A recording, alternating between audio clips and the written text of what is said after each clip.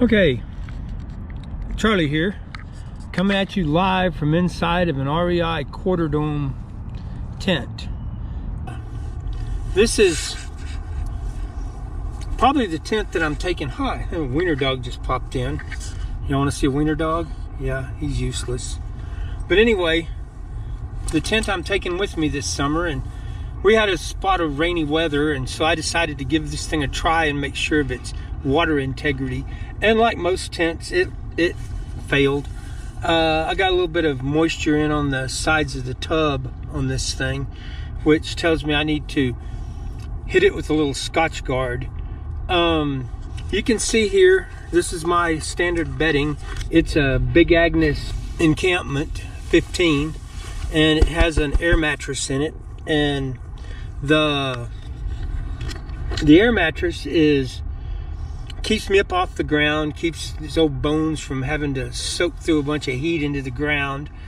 And there are pads that are easier to deploy than this one, but this is the one that is the most comfortable for this particular sleeping bag. This sleeping bag has no stuffing.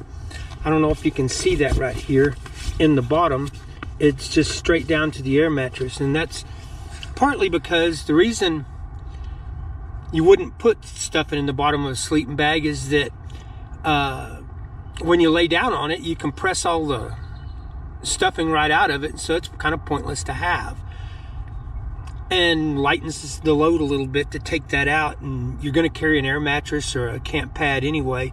By having a big pocket in the bottom of the sleeping bag, I'm not chasing the thing all night long. Not that I could chase it much in this little one-man tent. Talk about one-man tents here. I hate tents, and I'll be honest with you.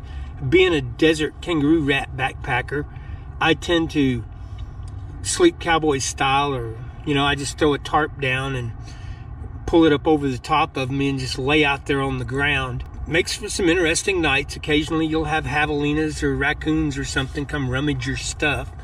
So how do you put everything inside of a one-man tent? Well, first of all, this one has a little bit of a vestibule out front here, and you can see my boots are out there. I don't know, I've been raised all my life, you don't ever take boots inside of a tent. And so it's just ingrained in me. I would never wear my boots into a tent. It's hard on the floor of the tent, and it gets mud and dirt in the tent. And so I always park those outside. If you look, I have my food bag inside the tent. I mean outside the tent, but inside the vestibule. That won't happen while I'm out camping, because that's just inviting some raccoon to sneak under the edge of the vestibule, grab your bag of food, and go charging off into the night with it. It's happened to me before. My daughter and son sat there and watched one night while a pack of tortillas went charging across Enchanted Rock State Park with a raccoon attached to them. It happens, wildlife. It's particularly when you're in state parks, they get kind of brazen and stuff. Where do I put my backpack when I'm in a little tent like this? Well, I always lay mine up there, and then I can kind of set my head on it and stuff. First aid kit handy. I've got the toilet paper where you can reach it, and a little shovel. So, you don't want to be digging around at night. The tent did survive pretty well as far as the moisture goes. All the clothes I piled out of it are definitely still dry. I probably should have deployed the trash sack and put everything inside the big trash sack. That will double protect everything. This is inside of a one-man tent, and a little bit of the issues of how do you sleep in one of these things. I slept real comfortable last night. It was nice. I didn't have a dachshund barking to keep me awake, though. Well, I'm sitting here in my tent with everything getting wet and a little bit of rain falling down and stuff.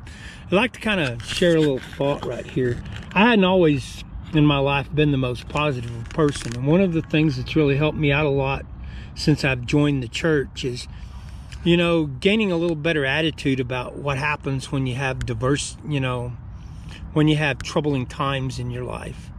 And joining the church has not stopped me from having troubling times. I had troubling times before I joined the church. I'm having them after I joined the church. But, you know, my attitude of how I deal with it has changed dramatically. That, you know, I'm sitting here in the tent and everything, but, you know, one of the sayings I like is, rather than waiting for the storm to pass, learn how to dance in the rain. You know, just as a metaphor kind of about what happens here. You know, I mean, I know if I pray for strength, I can expect, you know, I'm going to require some training in order to gain that strength. And, you know, the no pain, no gain. Know that there's a lot of times when, you know, you pray for strength and then the Lord sends trials, and then you go through these trials and you come out stronger. For all the rain and stuff like that, I've seen, you know, hailstones drop down out of the sky, and we get just a torrential rain, and it flood the streets of Odessa and everything. And then 2 days later, you go out and go on your walk, and you see all the cactuses and the sage and all that stuff blooming. And it bloomed in 2 days. Just needed the rain. And a lot of times, you know, it'll be 115 degrees every day, but you drop a few inches of rain on Odessa and it turns into an absolutely gorgeous scene. I mean, there's nothing as pretty as, you know, a sagebrush in full bloom, or you know, cactuses with leaves and flowers and stuff growing on them. And it's pretty. And you see the little baby rabbits and stuff out eating the new green grass that grows up almost immediately after the rain. And you know, it's all part of it's part of life. You know, we get some rain, we get some benefits from having endured it. And you know, I'm packing up the tent and rolling it into little garbage sacks so that when it gets drier, I can stretch it out and dry it out. But right now, you know, breaking camp with a wet tent is just something you occasionally have to do. Just want you to think about that. You know, the Lord's got your back. He's not going to bring you to anything you can't get through if you're going hand in hand with him. And a little rain's going to happen.